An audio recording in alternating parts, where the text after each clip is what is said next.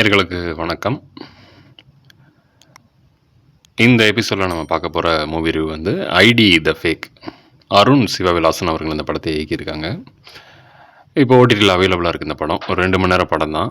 இந்த படத்தில் வந்து தியான் ஸ்ரீனிவாஸ், திவ்யா பிள்ளை, கலாபவன் ஷாஜோன் மற்றும் பலர் நடிச்சிருக்காங்க. படத்துடைய கதை என்னன்னு பார்த்தீங்கன்னா, இவங்க 2 பேரும் ஹஸ்பண்ட் ஒய்ஃப், தியான் ஸ்ரீனிவாசனும் திவ்யா பிள்ளையும். ஸோ அப்போ தான் அவர் வந்து ஒரு ஃபுட் டெலிவரி ஆஃபீஸில் வந்து ஒர்க் பண்ணுறாரு. ஒரு போஸ்டிங்கில் இருக்கக்கூடியவர் தான்.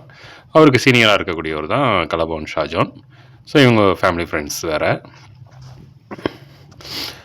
ஸோ திவ்யா பிள்ளை வந்து கன்சீவாக இருக்காங்க. அப்போது சுமூகமாக போயிட்டுருக்கிற இவங்க லைஃப் வந்து ஒரு திருப்பு முனையாக ஏற்படுது. என்னன்னு பார்த்தீங்கன்னா, அவங்க திவ்யா பிள்ளை இருக்காங்களே, அவங்களுடைய ஃபோட்டோவை வந்து ஃபேக் ஐடியா க்ரியேட் பண்ணி ஒரு மாதிரி ஆபாசமான புகைப்படங்களை வெளியிடுறாங்க. ஸோ இது வந்து இவருக்கு தெரிய வருது. ரொம்ப ஷாக் ஆகிடுறாரு. அவங்களுக்கு தெரியாமையே இது யாருன்னு கண்டுபிடிச்சி அவனை பழி வாங்கணும்னு சொல்லிட்டு தனியாக களத்தில் இறங்குறாங்க. ஸோ இதுக்கப்புறம் பல திருப்புமுனைகளாக படம் மூவ் ஆகுது. அதுக்கப்புறம் என்னாச்சு அப்படிங்கிறது அந்த படத்துடைய கதை. ஸோ படத்திலே கொடுத்துட்டாங்க, ஐடி அப்படின்னு கொடுத்துட்டாங்க. ஐடி த ஃபேக் அப்படிங்கிறது டைட்டில். ஸோ அதுக்கு தகுந்த மாதிரி ஒரு ஐடியா வந்து ஃபேக்காக இது பண்ணுறாங்க. ஸோ அது மூலம் எவ்வளோ தூரம் பாதிப்படையுது அப்படின்னு சொல்லி சமுதாயத்துக்கு தேவையான ஒரு திரைப்படம் தான் இவங்க கொடுத்துருக்காங்க. ஏன்னா இன்றைக்கி இருக்கிற சூழ்நிலை நிறைய இந்த மாதிரி நடக்குது, மார்ஃபிங் நடக்குது. அதனாலேயே இந்த ஆப்லெல்லாம் இந்த மாதிரி ஃபோட்டோஸை இது பண்ணி போடாதீங்க அப்படின்னு சொல்லி நிறைய எச்சரிக்கையும் கொடுத்துட்ருக்காங்க.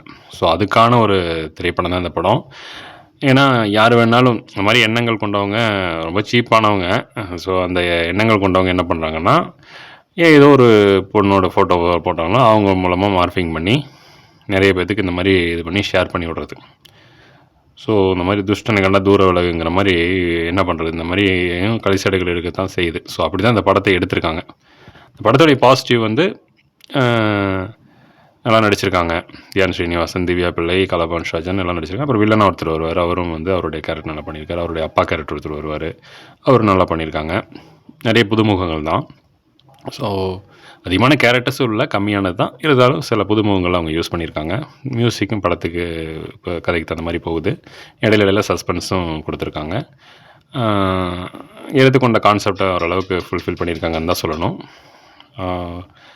ஒரு அடல்ட்டு கண்டென்ட் படம் தான். ஸோ நீங்களும் வாய்ப்பு இருந்தால் அந்த படத்தை பாருங்கள். ஓடிடியில் அவைலபிளாக இருக்குது. இந்த படத்தோட நெகட்டிவ்னு பார்த்தீங்கன்னா, அதாவது திரும்ப ஒரே சீன்ஸ் வர மாதிரி இருக்குது.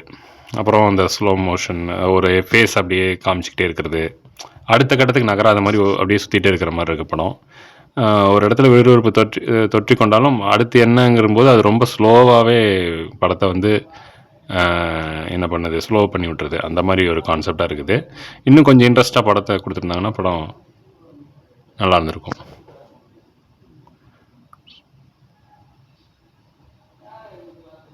ஸோ வாய்ப்பு இருந்தால் நீங்களும் பாருங்கள். படத்தை பார்த்து கமெண்ட்ஸ் என்னங்கிறத பதிவு பண்ணுங்கள். மீண்டும் மற்றும் ஒரு நிகழ்ச்சியில் திரைவிமர்சனத்தோடு உங்களை சந்திக்கிறேன். எங்கள் நிகழ்ச்சி பிடிச்சிருந்ததுன்னா ஷேர் பண்ணுங்கள், சப்ஸ்கிரைப் பண்ணுங்கள், ஃப்ரெண்ட்ஸுக்கும் சொல்லுங்கள்.